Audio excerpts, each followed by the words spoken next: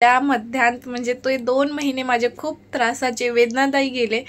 मला प्रत्येक म्हणजे आठवड्यामध्ये इंजेक्शन घ्यायला लागायचं। त्यात नमस्कार, मी आरती आणि माझ्या चॅनलवर आपल्या सगळ्यांचे खूप खूप स्वागत आहे। आजच्या व्हिडिओमध्ये जे आहे मी प्रेग्नन्सीमध्ये जो मला काही प्रॉब्लेम आला किंवा जी माझ्यावर ट्रीटमेंट झाली तर त्याचा अनुभव कसा होता आणि आजकाल जो आहे तो प्रेग्नन्सीमध्ये कॉमन हा प्रॉब्लेम होत चाललेला आहे।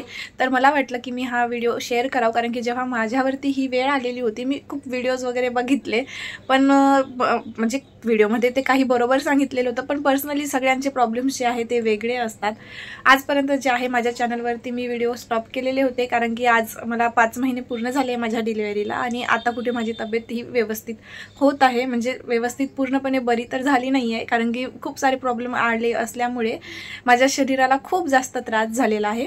बरं जाऊ द्या, आपण ते एखादी नेक्स्ट व्हिडिओमध्ये शेअर करू। आता जो मी व्हिडिओ बनवलेला आहे आपण म्हणजे मला ज्याबद्दल सांगायचं आहे त्या आपण टॉपिकवरती येऊ, ठीक आहे। माझी 7व्या महिन्यापर्यंत व्यवस्थित सगळं होतं, म्हणजे मला पहिल्या 1 ते 5 पर्यंत जो आहे प्लॅझेंटा माझा मीडियम लेवलवरती आलेला होता, म्हणजे लो लेंग प्लॅझेंटा होता। आराम डॉक्टरांनी सांगितलेला होता, तर मी तरी आराम करायचे, म्हणजे घरी कोणी करायला नसल्यामुळे कामं करायची, आराम करायचं, म्हणजे खाली मांडी घालून वगैरे अजिबात बसत नव्हती आणि जे आपले छोटे मोठे घरातले कामं आहे ते करत होती।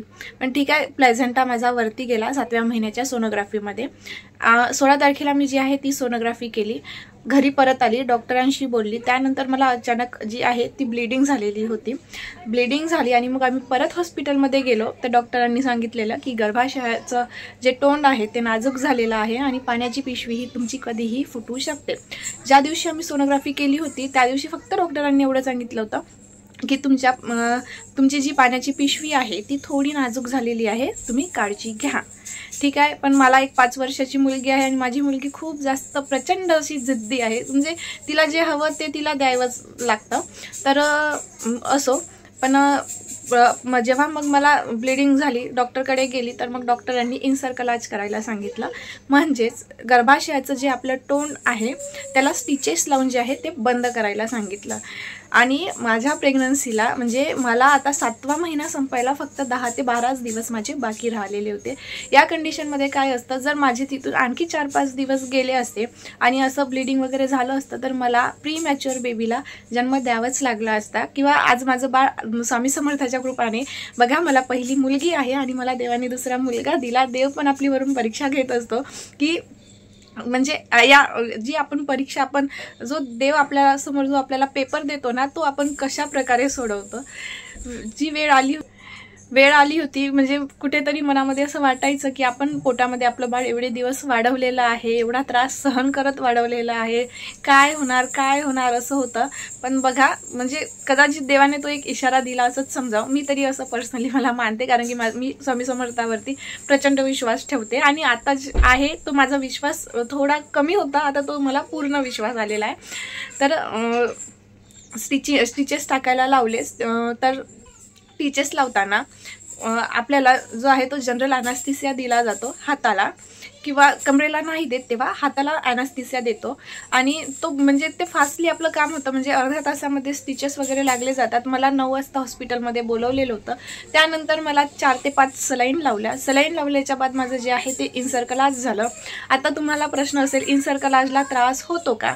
बघा माझे दिवस जे आहे म्हणजे माझं पर्सनल सांगते की मला जे दिवस आहे ते माझे म्हणजे 8वा महिना म्हणजे लागायचा 10-12 दिवसाने, त्या कंडिशनमध्ये झालेलं होतं आणि माझं बाळ पूर्ण खाली आलेलं होतं, म्हणजे पूर्ण बाळाचं वेट खाली आलेलं होतं। त्यामुळे जेव्हा इन्सर्कलाज झालं तेव्हा काही मला जाणवलं नाही, फक्त म्हणजे मला ॲनास्थेसिया होता आणि फक्त असं वाटत होतं की माझं खूप असं ब्लड जात आहे किंवा असं ओलं जाणवत होतं थोडंफार।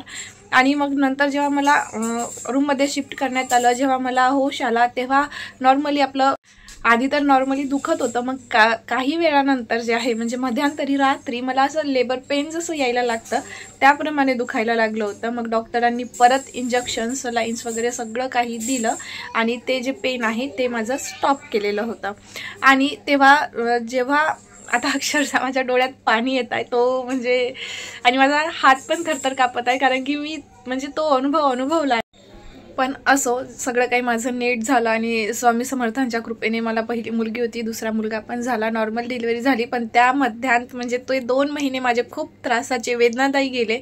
मला प्रत्येक म्हणजे आठवड्यामध्ये इंजेक्शन घ्यायला लागायचं. त्यात हिमोग्लोबिन कमी झालं, शुगर लेवल खूप वाढून गेलं. मला अक्षरशः 17 गोळ्या एका वेळेला खायच्या होत्या. तेव्हा दिवसा गेले पण आठवणी राहिल्या असं म्हणतात. पण देवाने त्याचं म्हणजे परतफेड माझी खूप छान केली की माझं बाळ झाल्यानंतर माझ्या बाळाला काहीही प्रॉब्लेम झाला नाही.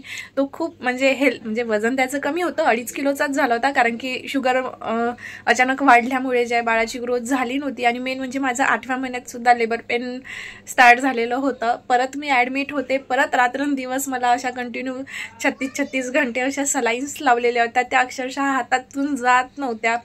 त्याला हाताला असं ब्लिडिंग लागायचं. म्हणजे ते दिवस आठवले ना तर डोळ्यात पाणी येते. पण फळ जे आहे ते समाधानकारक मिळालं मला. सगळं काही देवाच्या कृपेने, देवाच्या मर्जीने असं म्हटलं तरीही चालेल. 7व्या महिन्यात मला लेबर पेन यायला लागलं होतं. तेव्हा म्हणजे माझ्या मिस्टरांना सुद्धा तेव्हा खूप त्रास व्हायचा की हिला म्हणजे असं प्रॉब्लेम म्हणजे आमच्या फॅमिलीमध्ये किंवा आजूबाजूला तरी मी बघितलेला नव्हता. पण इनसर्कलाच्या वेळी नॉर्मली थोडा त्रास होतो. आणि जे स्टिचेस रिमूव्ह जे आहे माझे ते 9वा महिना लागून 7 दिवसांनी केले. आणि त्यानंतर माझी जी आहे ती डिलिव्हरी झाली. जर तुम्हा कोणाला म्हणजे आता एका व्हिडिओमध्ये तेवढं सगळं सांगू शकत नाही स्टिचेस रिमूव्ह करायचं वगैरे, जर तुम्हाला प्रश्न असेल तर तुम्ही कमेंट करा, मी नक्की त्या प्रश्नाचं उत्तर देईल. आणि व्हिडिओ बघितल्याबद्दल आपले खूप खूप धन्यवाद. आणि मला एक सांगायचं आहे की माझे जे स्टिचिंगचे व्हिडिओज होते, मी जे माझं यूट्यूबवरचं काम स्टॉप केलेलं होतं ते आता हळूहळू मी चालू करणार. तुम्ही मला प्रतिसाद द्या. माझ्या चॅनलवरती 1200+ असे सबस्क्रायबर झालेले आहे.